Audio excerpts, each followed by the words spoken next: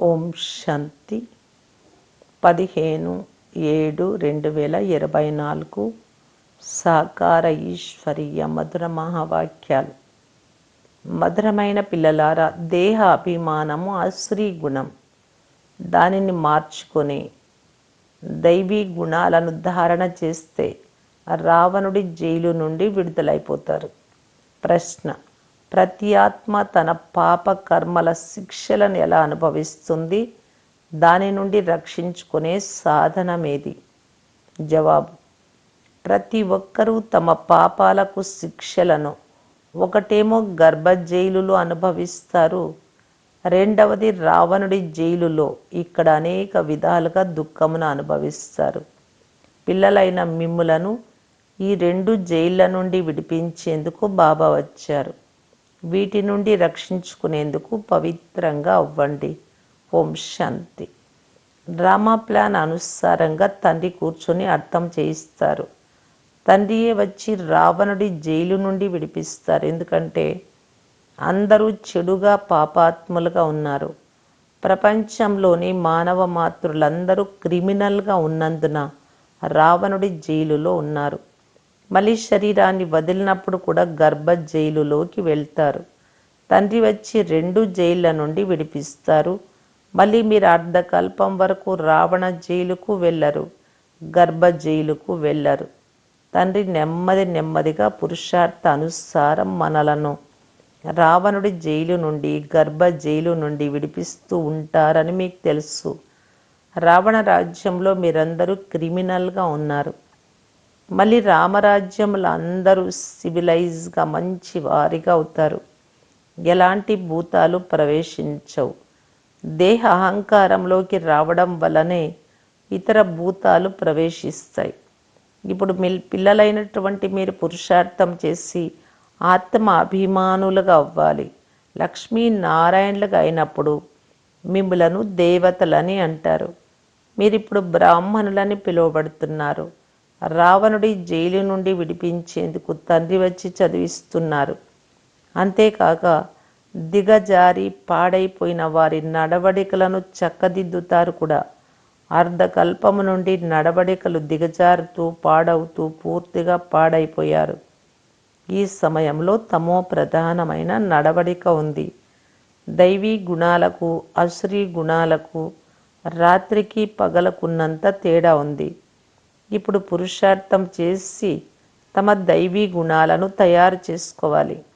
అప్పుడే అసురీ గుణాల నుండి విముక్తులవుతూ ఉంటారు అని తండ్రి అర్థం చేయిస్తారు. అసురీ గుణాలలో మొదటిది దేహ అభిమానం. దేహీ అభిమానుల గుణాలు ఎప్పటికీ చెడిపోవు. ఆధారమంతా గుణాలపైననే ఉంది.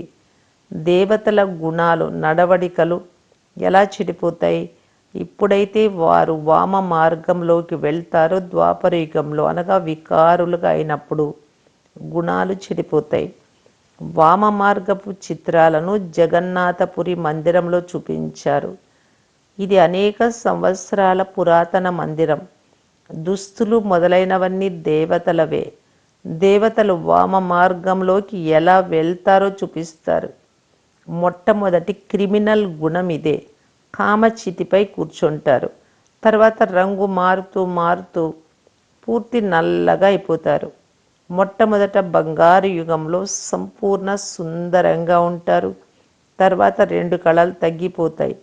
త్రేతాయుగాన్ని స్వర్గమని అన్నారు. అది సెమీ స్వర్గం. రావణుడు రావడంతోనే మీపై త్రుప్పు పట్టడం ప్రారంభమైంది. ద్వాపరయుగం నుండి చివరికి పూర్తి క్రిమినల్గా తయారవుతుంది. ఇప్పుడు 100% క్రిమినల్గా ఉందని అంటారు. 100% నిర్వికారంగా ఉండేవారు తర్వాత 100% వికారులుగా అయిపోయారు. ఇప్పుడు బాగుపడండి, పరివర్తన అవ్వండి. ఈ రావణుడి జైలు చాలా పెద్దదని తండ్రి చెప్తున్నారు. అందరినీ చెడ్డవారు అని అంటారు. ఎందుకంటే రావణ రాజ్యంలో ఉన్నారు కదా. రామరాజ్యం మరియు రావణ రాజ్యం గురించి వారికి తెలియదు. రామరాజ్యంలోకి వెళ్ళేందుకు మీరు ఇప్పుడు పురుషార్థం చేస్తున్నారు. ఎవ్వరూ సంపూర్ణంగా అవ్వలేదు. కొందరు ఫస్ట్, కొందరు సెకండ్, కొందరు థర్డ్లో ఉన్నారు. తండ్రి ఇప్పుడు చదివిస్తున్నారు, దైవీ గుణాలు ధారణ చేయిస్తారు. అందరూ దేహ అభిమానంలో ఉన్నారు. ఎంతెంత సర్వీస్లో లగ్నమై ఉంటారో అంత దేహ అభిమానం తగ్గుతూ వస్తుంది. సర్వీస్ చేస్తూ ఉంటే దేహ అభిమానం తగ్గుతుంది. ఆత్మ అభిమానులు చాలా పెద్ద పెద్ద సర్వీసులు చేస్తారు. బాబా ఆత్మ అభిమానులు కాబట్టి ఎంత బాగా సర్వీస్ చేస్తున్నారు. అందరినీ క్రిమినల్ రావణుడి జైలు నుండి విడిపించి సద్గతిని ప్రాప్తి చేయిస్తారు. అక్కడ 2 రకాల జైళ్ళు ఉండవు, ఇక్కడ డబల్ జైళ్ళు ఉన్నాయి. సత్యుగంలో కోర్టు లేదు, పాపాత్ములు లేరు, రావణుడి జైలు కూడా లేదు. రావణుడిది అనంతమైన జైలు. అందరూ 5 వికారాల వలలో బంధితులై ఉన్నారు. అపారమైన దుఃఖం ఉంది. రోజు రోజుకు దుఃఖం వృద్ధి చెందుతూ ఉంటుంది. సత్యుగాన్ని బంగారు యుగమని, త్రేతాయుగాన్ని వెండి యుగమని అంటారు. సత్యుగంలో ఉన్న సుఖం త్రేతాయుగంలో ఉండదు. ఎందుకంటే ఆత్మలో 2 కళలు తగ్గిపోతాయి. ఆత్మలో కళలు తగ్గుట వలన శరీరం కూడా అలాగే అవుతుంది. కనుక రావణ రాజ్యంలో మనము దేహ అభిమానులుగా అయిపోయాము అని అర్థం చేసుకోవాలి. ఇప్పుడు రావణుడి జైలు నుండి విడిపించేందుకు తండ్రి వచ్చారు. అర్ధకల్పం వరకు ఉన్న దేహ అభిమానం తొలగిపోయేందుకు సమయమైతే పడుతుంది కదా, చాలా కష్టపడాల్సి ఉంటుంది. ఎవరైనా త్వరగా మరణించి మళ్ళీ జన్మించి పెద్దవారిగా అయి వచ్చి కొంత జ్ఞానం తీసుకోగలరు. ఎంతగా ఆలస్యం అవుతుందో అంత పురుషార్థం చెయ్యలేరు. ఎవరైనా మరణిస్తే మళ్ళీ వచ్చి పురుషార్థం చెయ్యాలి అంటే అవయవాలు పెద్దవై వివేకవంతులైనప్పుడే ఏదో కొంత చేయగలరు. ఆలస్యంగా వెళ్ళేవారు ఏమీ నేర్చుకోలేరు. ఎంత నేర్చుకున్నారో అంతే ఉంటుంది. కాబట్టి మరణించేందుకు ముందే పురుషార్థం చేయాలి. వారు వీలైనంత ఇటువైపు వచ్చేందుకు ప్రయత్నం తప్పకుండా చేస్తారు. ఈ పరిస్థితిలో చాలామంది వస్తారు. వృక్షము వృద్ధి చెందుతుంది. చాలా సహజంగా అర్థం చేయించవచ్చు. బాంబేలో తండ్రి పరిచయం ఇచ్చేందుకు చాలా మంచి అవకాశం ఉంది. వీరు మనందరికీ తండ్రి. తండ్రి వారసత్వం అయితే తప్పకుండా స్వర్గ వారసత్వందే కావాలి. ఎంత సహజమైనది. వీరు మనల్ని చదివించేవారు అని మనస్సు లోపల పులకరించిపోవాలి. ఇది మన లక్ష్యం. మనము మొదట సద్గతిలో ఉండేవారము, తర్వాత దుర్గతి పాలయ్యాం. ఇప్పుడు మళ్ళీ దుర్గతి నుండి సద్గతిలోకి వెళ్ళాలి.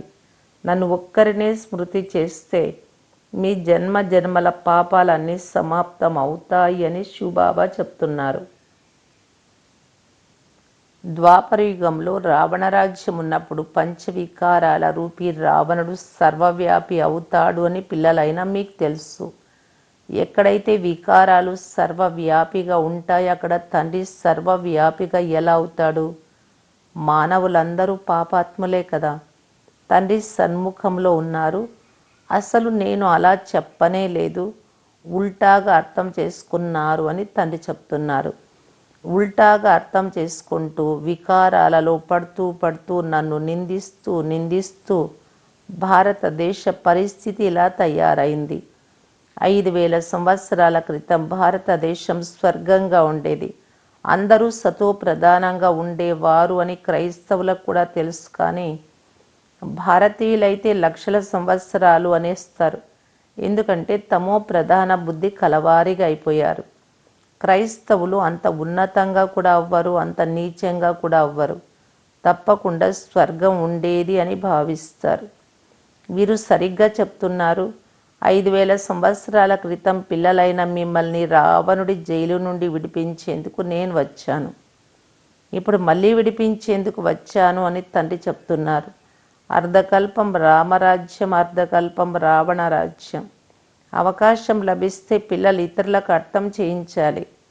పిల్లలారా ఇలా అర్థం చేయించండి అని తండ్రి కూడా పిల్లలైన మీకు అర్థం చేయిస్తారు. ఇంత అపారమైన దుఃఖం ఎందుకుంది? అపారమైన సుఖం లక్ష్మీనారాయణల రాజ్యం ఉన్నప్పుడు ఉండేది. వీరు సర్వగుణ సంపన్నంగా ఉండేవారు. ఈ జ్ఞానం ఉండేదే నర్ల నుండి నారాయణులకు అయ్యేందుకు. ఈ చదువు ద్వారా దైవీ గుణాలు, దైవీ నడవడికలు అలవడతాయి. ఈ సమయంలో రావణ రాజ్యంలో అందరి గుణాలు చెడిపోయాయి. అందరి క్యారెక్టర్ సరిదిద్దేవారు రాముడొక్కరే.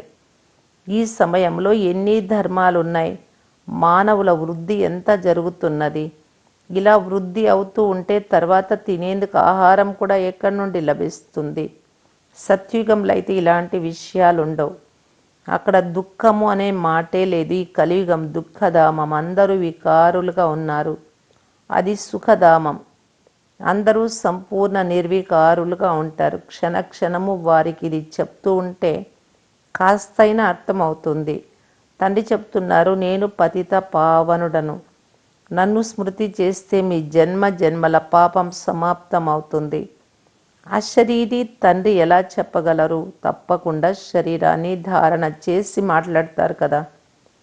పతిత పావనులు సర్వుల సద్గతి దాత తండ్రి ఒక్కరే.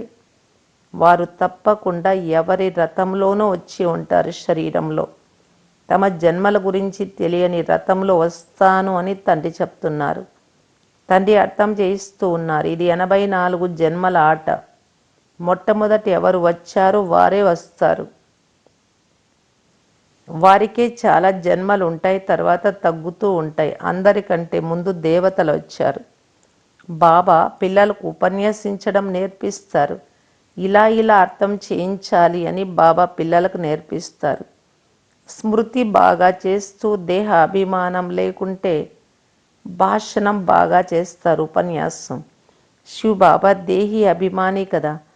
తండ్రి పిల్లలారా ఆత్మ అభిమాని భవాని చెప్తూ ఉంటారు. ఏ వికారము ఉండరాదు, లోపల ఏ భూతము ఉండరాదు, మీరెవ్వరికీ దుఃఖం ఇవ్వరాదు, ఎవ్వరిని నిందించరాదు. పిల్లలైన మీరు ఎప్పుడు వినిపించే చెప్పుడు మాటలపై విశ్వాసం ఉంచరాదు. వీరిలా చెప్తున్నారు, అది సత్యమేనా అని తండ్రిని అడగండి. అప్పుడు బాబా తెలుపుతారు. లేకుంటే చాలామంది అసత్యపు మాటలు చేయడంలో ఆలస్యం చేయరు. ఫలానా వారు మిమ్మల్ని గూర్చి ఇలా ఇలా అన్నారు అని వినిపించి వారినే బూడిద చేసేస్తారు. ఇలాంటి వారు చాలామంది ఉన్నారు అని బాబాకు తెలుసు. ఉల్టా సుల్టా మాటలు వినిపించి మనస్సును పాడు చేస్తారు. కాబట్టి ఎప్పుడు అసత్యమైన మాటలు విని లోపలే కాలిపోరాదు. ఫలానా వారు నన్ను ఇలా అన్నారా అని స్పష్టంగా అడగండి. లోపల స్వచ్ఛంగా ఉండాలి. చాలామంది పిల్లలు ఇలాంటి చెప్పుడు మాటలు విని పరస్పరంలో శత్రుత్వాన్ని ఉంచుకుంటారు. తండ్రి లభించారు కనుక వారిని అడగాలి కదా. చాలామందికి బ్రహ్మ బాబాపై కూడా విశ్వాసం ఉండదు. శివబాబాను కూడా మర్చిపోతారు. అందరినీ ఉన్నతంగా తయారు చేసేందుకే తండ్రి వచ్చారు. ప్రేమగా పైకెత్తుతూ ఉంటారు. ఈశ్వరీయ మతాన్ని తీసుకోవాలి. నిశ్చయమే లేకుంటే ఏమి అడగకపోతే జవాబు కూడా లభించదు. తండ్రి ఏదైతే అర్థం చేయిస్తారో దానిని ధారణ చేయాలి. పిల్లలైన మీరు శ్రీమతమును అనుసరించి విశ్వంలో శాంతి స్థాపన చేసేందుకు నిమిత్తంగా అయ్యారు. తండ్రి శ్రీమతం తప్ప మరెవ్వరి మతము అత్యంత ఉన్నతము కాదు. ఉన్నతోన్నతమైన మతం ఒక్క భగవంతుడిదే. ఈ మతము ద్వారా పదవి కూడా ఎంతో ఉన్నతమైనది లభిస్తుంది. తమ కళ్యాణం చేసుకొని ఉన్నత పదవిని పొందండి, మహారథులుగా తయారవ్వండి అని తండ్రి చెప్తున్నారు. చదవకనే పోతే ఏ పదవి పొందుతారు? ఇది కల్పకల్పాంతరాల మాట. సత్యుగంలో దాసీలు కూడా నంబర్ వారుగా ఉంటారు. తండ్రి ఉన్నతంగా తయారు చేసేందుకే వచ్చారు. కానీ చదవకనే పోతే ఏ పదవి పొందుతారు? ప్రజలలో కూడా ఉన్నత కనిష్ట పదవులు ఉంటాయి కదా. ఇది బుద్ధి ద్వారా అర్థం చేసుకోవాలి. మనం ఉన్నతంగా తయారవుతున్నామా, నీచంగా తయారవుతున్నాము, ఎక్కడికి వెళ్తున్నాము అనేది మానవులకు తెలియదు. పిల్లలైన మీకు తండ్రి అర్థం చేయిస్తూ ఉన్నారు. పిల్లలు, మీరు బంగారు వెండి యుగాలలో ఎక్కడ ఉండేవారు? ఇప్పుడు ఇనుప యుగంలో ఎక్కడికి వచ్చేసారు? ఈ సమయంలో అయితే మనుషుల్నే తింటున్నారు. ఎప్పుడైతే ఈ విషయాలన్నీ అర్థం చేసుకుంటారో అప్పుడు జ్ఞానమని దేనిని అంటారో చెప్తారు. చాలామంది పిల్లలు ఒక చెవితో విని మరొక చెవితో వదిలేస్తారు. మంచి మంచి సేవా కేంద్రాలలోని మంచి మంచి పిల్లలలో కూడా చెడు దృష్టి ఉంటుంది. లాభము నష్టము పరువులను గురించి లెక్కనే చెయ్యరు. గౌరవ మర్యాదలను, ముఖ్యమైనది క్రిమినల్ చెడు దృష్టి, కామ మహాశత్రు. దీనిని జయించేందుకు ఎంతగా తల కొట్టుకుంటారంటే కష్టపడతారు. ముఖ్యమైన విషయం పవిత్రత. దీని గురించి ఎన్నో గొడవలు జరుగుతాయి. కామ మహాశత్రువు, దీనిని జయిస్తే జగత్తు జీతులుగా అవుతారు అని తండ్రి చెప్తున్నారు. దేవతలు సంపూర్ణ నిర్వీకారులు కదా, మున్ముందు వారే అర్థం చేసుకుంటారు. స్థాపన జరిగే తీరుతుంది. మంచిది. మధురాతి మధురమైన అపురూపమైన పిల్లలకు మాతాపిత బాప్దాదాల ప్రియ స్మృతులు మరియు గుడ్ మార్నింగ్. ఆత్మిక పిల్లలకు ఆత్మిక తండ్రి నమస్తే. ధారణ కొరకు ముఖ్య సారం. ఫస్ట్ పాయింట్, ఎప్పటికీ చెప్పుడు మాటలపై విశ్వాసం ఉంచి తమ స్థితిని పాడు చేసుకోరాదు. ఆంతరికాన్ని స్వచ్ఛంగా ఉంచుకోవాలి. అసత్య విషయాలు విని లోపల కాలిపోరాదు. ఈశ్వరీయ మతాన్ని తీసుకోవాలి. సెకండ్ పాయింట్, దేహీ అభిమానులుగా అయ్యేందుకు పురుషార్థం పూర్తిగా చేయాలి. ఎవ్వరినీ నిందించరాదు.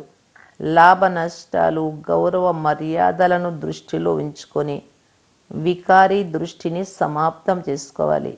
తండ్రి ఏదైతే వినిపిస్తున్నారో దానిని ఒక చెవితో విని మరొక చెవితో వదిలేయరాదు. వరదానము, త్రికాలదర్శి యొక్క సీటుపై సెట్ అయ్యి ప్రతి కర్మ చేసే శక్తిశాలి ఆత్మాభవ. ఏ పని చేసినా ముందు వెనుక ఆలోచన చేయాలి. శ్రీమతం ప్రకారం మాత్రమే నడవాలి. దాన్ని గురించి బాబా చెప్తున్నారు. ఏ పిల్లలైతే త్రికాలదర్శి సీట్పై సెట్ అయ్యి ప్రతి సమయము ప్రతి కర్మ చేస్తారో వారికి విషయాలేమో అనేకం వస్తాయి అని, జరుగుతాయని తెలుసు. స్వయం ద్వారా కానీ ఇతరుల ద్వారా కానీ మాయా లేక ప్రకృతి ద్వారా కానీ అన్ని ప్రకారాల పరిస్థితులైతే వస్తాయి, వచ్చే తీరాలి. కానీ స్వస్థితి ఆత్మస్థితి శక్తిశాలిగా ఉంటే పరిస్థితి వీరి ముందు ఏమీ కాదు, ఏమీ చెయ్యదు. కేవలం ప్రతి కర్మ చేసేందుకు ముందు దాని ఆది మధ్య అంత్యం 3 కాలాలు చెక్ చేసుకొని అర్థం చేసుకొని ఏ పనినైనా చేస్తే శక్తిశాలిగా ఈ పరిస్థితులను దాటుకుంటారు. స్లోగన్, సర్వశక్తి సంపన్నము మరియు జ్ఞాన సంపన్నంగా అవ్వడమే సంగమ యుగం యొక్క ప్రాలబ్ధం. అవ్యక్త ఇషారా, పరోపకారం యొక్క భావనతో సంపన్నులై అపకారులకు కూడా ఉపకారం చేయటం గూర్చి బాప్దాదా తెలియజేస్తూ ఉన్నారు. మీ సమయాన్ని, సుఖాన్ని, పేరు, గౌరవ ప్రతిష్టలను, సర్వప్రాప్తుల కోర్కెలను అర్పణం చేసి తీసుకునేటటువంటి కోర్కెలను వదిలి ఇచ్చేటటువంటి మహాదానిగా కండి. అప్పుడే అంటారు పరోపకార భావనతో సంపన్నులు అని. అపకారుల పైన కూడా ఉపకార వృత్తి ఎవరు ఉంచగలరు అంటే ఎవరి మనసు స్వచ్ఛంగా ఉంటుందో వారే. స్వయం పట్ల ఇతరుల పట్ల వ్యర్థ సంకల్పాలు వస్తున్నాయి అంటే అది స్వచ్ఛమైన మనస్సు కాదు. స్వచ్ఛమైన మనస్సు, క్లీన్ అండ్ క్లియర్ బుద్ధి కలిగి ఉన్నప్పుడే పరోపకారి కాగలరు. ఓం శాంతి.